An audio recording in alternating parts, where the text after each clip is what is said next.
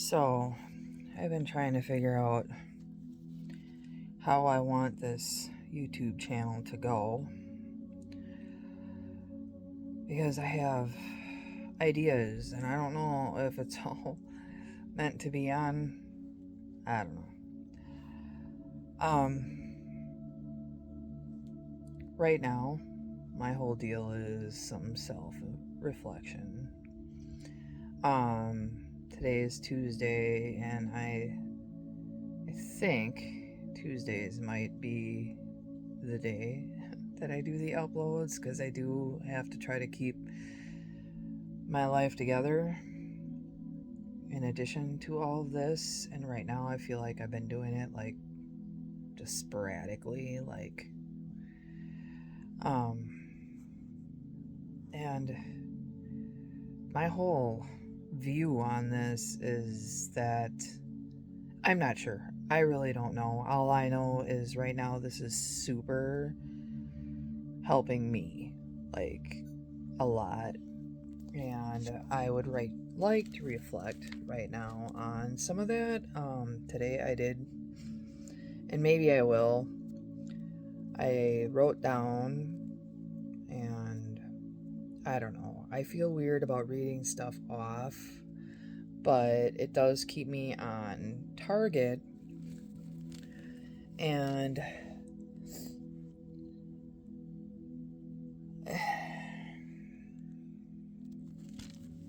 in light of the criticism, and criticism is so hard.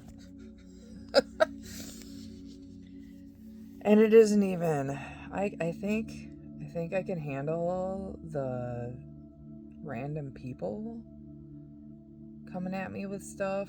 It's the people close to me. And I've been watching on YouTube a guy doing trauma recovery, which really is my story because, I have my story about drinking. And I guess I haven't given myself a lot of credit for what I've made it through, because part of my story does involve my alcoholism has taken me to an ICU. And yet, I'll continue to relapse. I mean, that is part of the story. I consider myself a non-drinker, but I still revert back to old ways. And I guess I'm realizing that a lot of that has to do with unresolved shame issues. And because I question whether the necessity is to go back and relive all these stories. But the truth be told, and this is where I come back to what I have written down, a lot has happened to me in the last 2 weeks. The surgery and the amount of anger at everybody it created, because it forced me to look at my abandonment issues and how much really I don't want to be reaching out to people that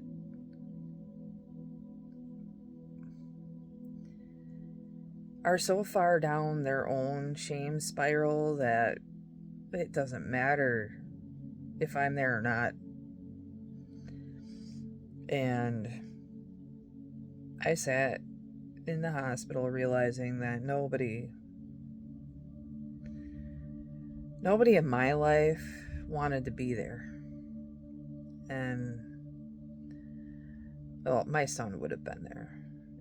He was at work, and this all really just happened way fast. And, in real time, it seemed really slow because minutes seem like hours, seconds seem like hours.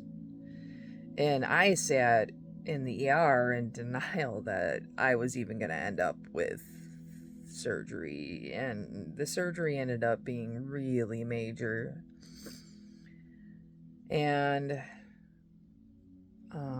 And now I'm sitting here and I can't make money. I have to rely on who I am and hope that this all goes somewhere, because this was my thing. And I question putting these videos up. What I do know, okay, I'm just gonna go ahead and read this. PTSD for me, I used to be obsessed with, I don't want to say obsessed, maybe. I really liked the show Community. And there's this guy, Ahmed, on there, and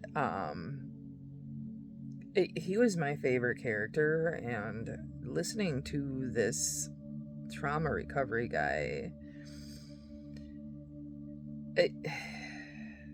I feel like my personality did break off.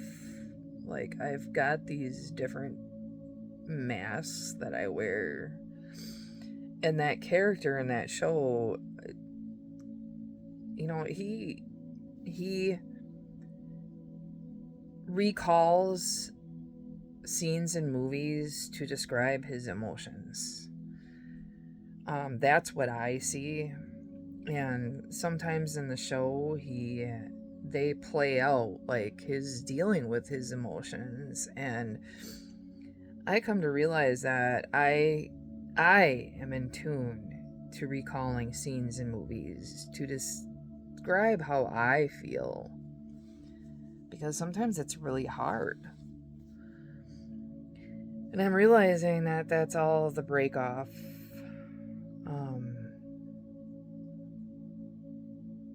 It became all of these different people to keep everybody happy. And, recalling all of these old memories really gives me the wherewithal to realize that, because I don't want to sit around and be blaming my parents for all of this stuff, because that's not the way it went. Never did I believe that my parents did anything that they didn't think was what they needed to do. The fact that it affected us negatively and has caused a lot of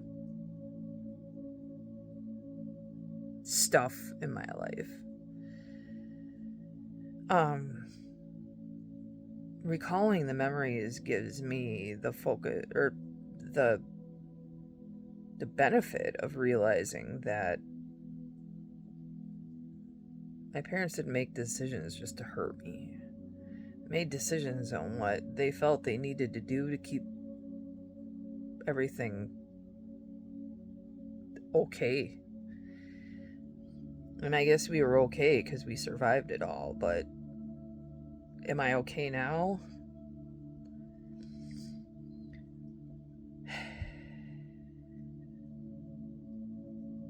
Dude, I don't want to cry during this. Anyway,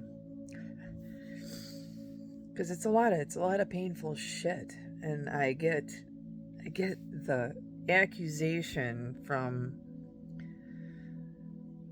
a person that all I want to do is recall all of this old shit, and it's nothing like that.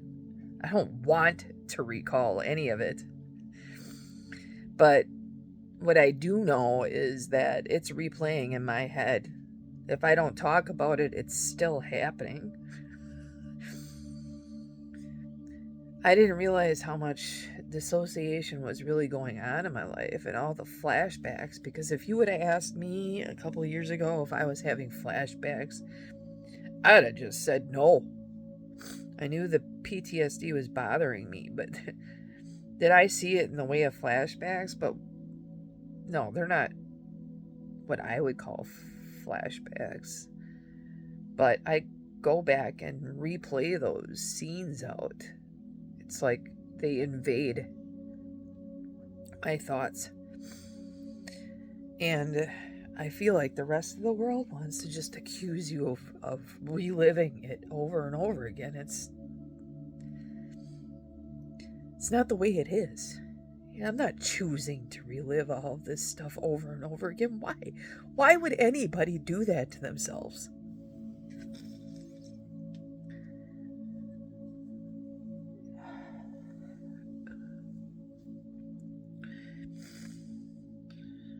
But what it gives me by purposely going back and dealing with this stuff, when I'm purposely doing it, I can do it with some type of focus so that I can understand that things happen to me because of other people's either hurt or issues or circumstances that were just really out of my control. I was a little kid, and some of this stuff didn't happen to me when I was little. Because when I say little, I'm talking about what, maybe a 3, 4, 5, 8. A lot of my story happened when I was a teenager. And, what I'm realizing is a whole lot of different things came at me at once. And I have spent many years minimizing it all. Like, this stuff was just a little ripple. And if you think about it, it like ripples in a small little things. You drop the pebble in and it creates the ripple. But at this point, those ripples are tidal waves. And I can't maintain a decent relationship. And a lot of it's, because of my own hurt. What these videos do is, these are new clips. These are new experiences. And so I can very easily take myself and put myself into a movie. So when I'm doing these videos, I can actually, on the ones that I'm looking at myself and I'm dealing with me and who I am, I'm able to let a lot of that stuff go because I'm treating myself like I am another person. And I'm realizing that I can see the pain in my eyes. I can see the anger in my own eyes and treat myself with the respect that I would treat somebody else. Because one thing I have realized is I've spent a lot of time trying to keep everybody else happy and sacrificing my own happiness for theirs. And I need to be treating myself like I matter. And these videos give me, it's like I can think of myself as another human being that deserves all the same things that I would do for somebody else.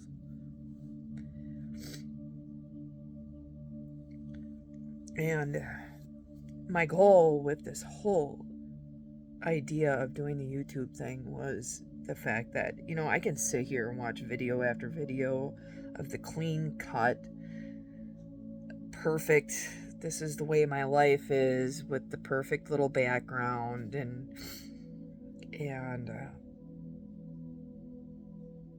I really wanted this to be about people seeing what the emotions like to go through, and that tears, anger, cold eyes. If you think about emotions like a ball of energy inside of us, anger is a lot of I have always pictured it like some kind of like a pinball bouncing around. And anger is a secondary emotion. It's not, there's always something behind the anger. And I'd say about 99% of the time it's because I'm hurt. My feelings are hurt. Somebody did something to hurt my feelings, and I have a hard time dealing with that. Because you know what my instinct is? Keep them happy. Do something to make them happy. And I'm not doing anything to make me happy, because my needs don't fucking matter. That's how I've always looked at everything.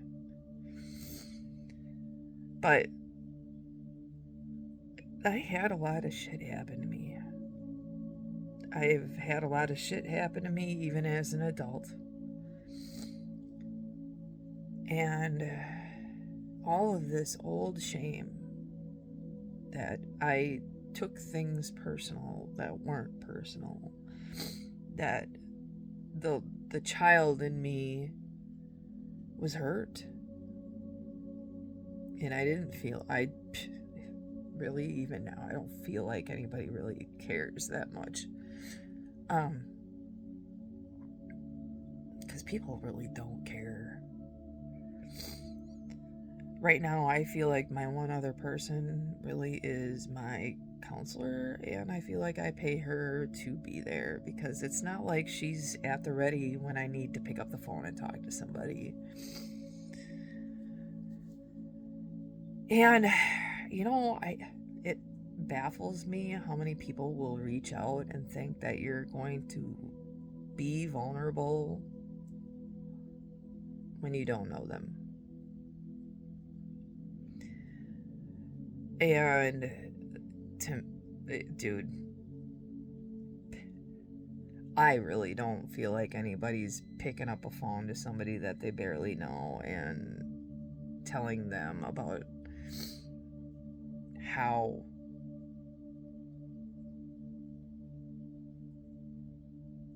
their mother treated them in a story when they were young. Like, that isn't something that I'm prepared to just tell a stranger. Because people do shit that isn't nice. Like, I told my story to a best friend of mine years ago who felt the need to retell my story to one of her boyfriends. And he went ahead and brought my daughter into it and told her what had happened, as though either one of them, my best friend, who I didn't get mad at the time, but really, she's the one that told a story of mine that had no business being retold to anyone. I don't care who the fuck they are. And I don't even understand why somebody would do that to somebody.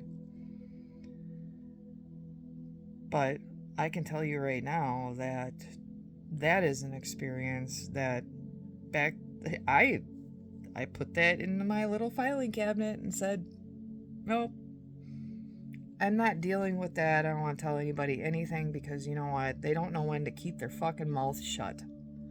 And they do not understand the impact that they're having on your life.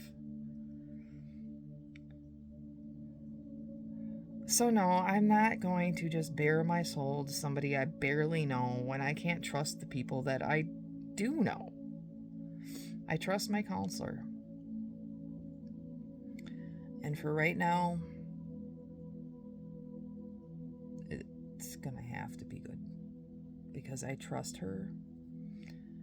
If for no other reason, she is bound by moral, ethical, and legal ramifications that she can't tell anybody anything.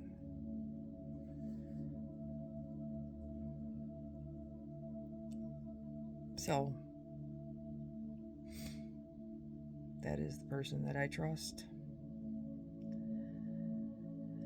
And for right now, I'm grateful that I have that because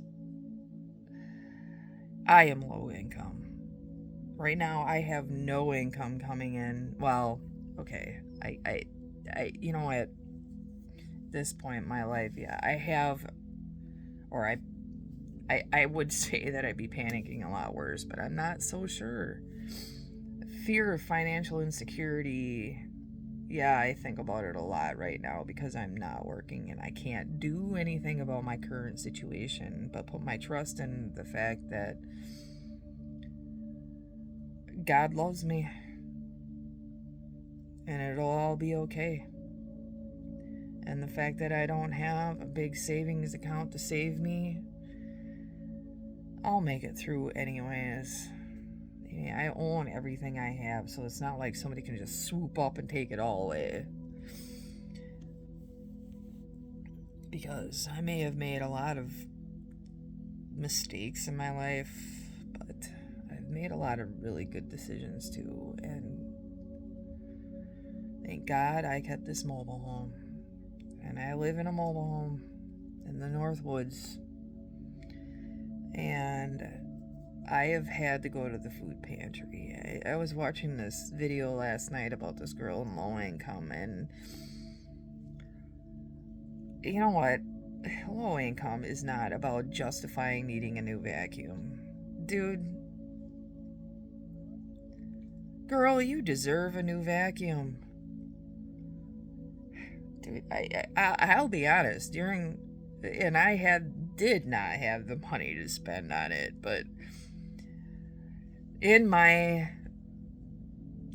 I'm guilty of retail therapy, and I bought an expensive vacuum when I had no money, and I am super glad I did that. I don't regret it.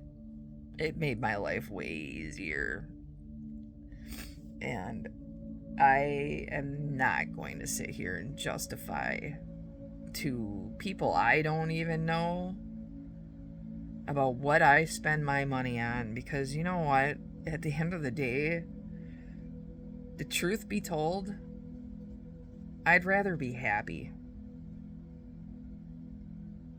And you know what? This little spot in the universe is my happiness. I love my mobile home. I love my 2 dogs. I love my son and my daughter. Although I don't know really where she is or what she's doing. Because she is one of the people that I really just have to keep a wall up with.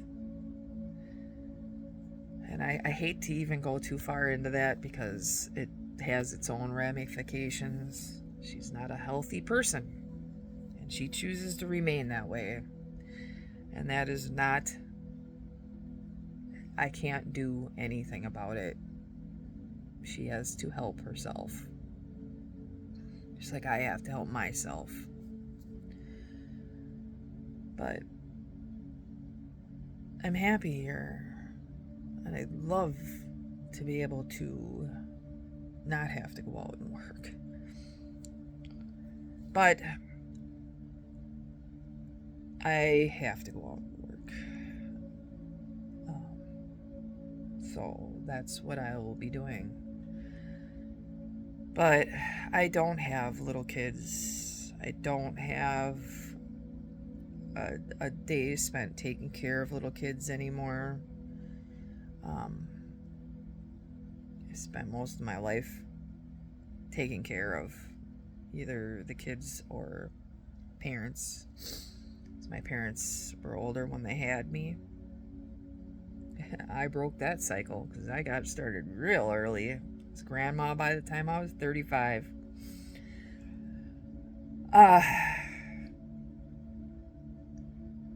It's a story all of its own, right?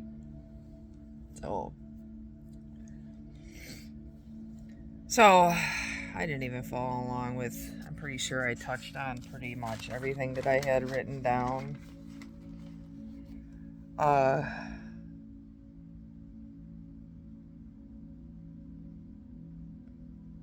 power behind emotions. But I did the whole pinball energy. I realize that a lot. There's videos that look totally messy to me. But part of the story is the messiness of getting there. That is something I learned from Brené Brown. And that is something that I'm learning. Like, going along whole hum is kind of boring. Like, I can't help but think what the future holds. Okay, I go through all of this now. I deal with all of this old stuff, and maybe this old shit stops having such control over my life. Then what happens? What happens when I'm not fighting this battle anymore? I mean, that thought, I guess that's where the self-sabotage comes in, because I only get so far, and then life starts happening. Well, right now I have another month of sitting here. And, like, I went to Stevens Point to get staples out of my stomach yesterday, and, dude, I came home and slept. Because that took it all out of me. And I get to listen to my body, and I slept. And not everybody gets to do that. And I did. Yeah. I got my guys here that are ready to go. Looking at me goofy. Okay, I'm gonna flip it. Look at this. That's him telling me, "Let's go, Mom. Let's go. Let's go out to the woods."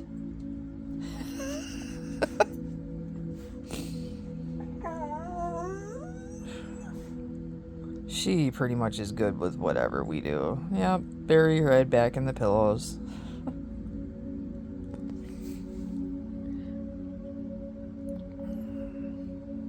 Alright, so I do realize that there's a lot of these videos that are intense. There's a lot of anger, and why are you so angry? I get, oh my god, are you kidding me? Do you really want to sit and listen to it? You know what? Catch my YouTube channel. You can watch the craziness, because I don't care to relive those stories anymore. Don't ask me why I so angry. You know what? I have the right to be angry.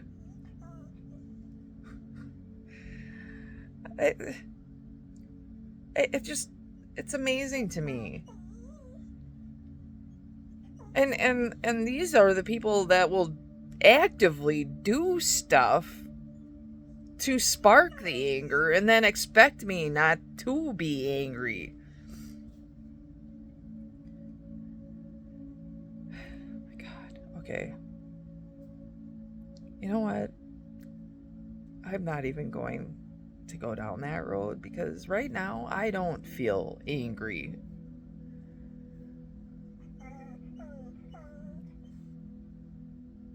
So, without further ado, I'm not sure that I'm going to get right up and cater to my pupper wuppers, but I'm going to get motivated to at least relax. My other thing is that I think I did decide I am doing silent videos, because I realize some of these videos make it really look like this is all I'm doing in the woods is bitching about my shit, and really most of the time everything is done in silence, or my crazy music, because I don't know, my taste is everywhere. But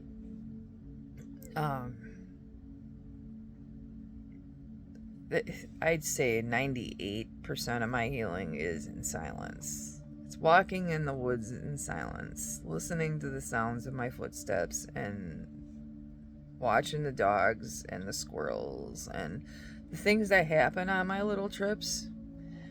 And I am a sucker for a relaxation video. I've got one is playing in the background right now.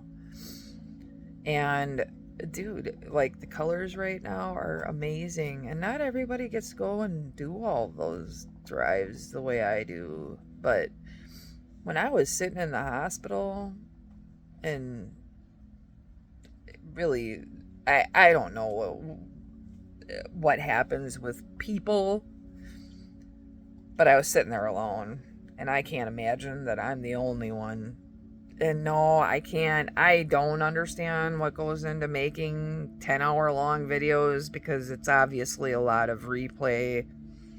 I don't have the equipment to be doing a 10-hour video or a 3-hour video.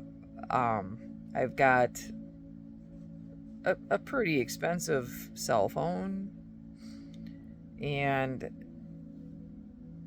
my brain, and the woods that I have been driving in my whole life. And I do these drives at least 3 times a week, if not more than that, sometimes every single day. And dude, I could watch trees go by and the road go by in front of me. I could sit and watch a video like that. I'd love to. It's relaxing. And just listen to the sound of even the car running, the gravel underneath the tires. I think it all makes videos worth watching. And a lot of times 10-20 minutes. My kind of goal there is to kind of do stops at maybe 10 minutes, just because